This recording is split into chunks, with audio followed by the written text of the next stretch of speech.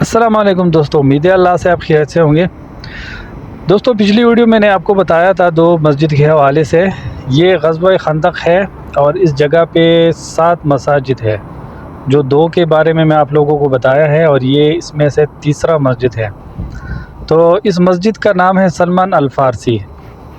سلمان فارسی نے یہاں قیام کیا تھا جنگ خندق کے دوران، اور یہاں ان کا مسجد جو ہے اس کے اندر لوگ آ کے نفل پڑھتے ہیں، آپ دیکھ سکتے ہیں۔ اور یہ جامع خندق مسجد کے لیفٹ سائڈ پہ ہے۔ تو آپ جب بھی مدینہ آئیں اور اس جگہ کی زیارت ضرور کریں۔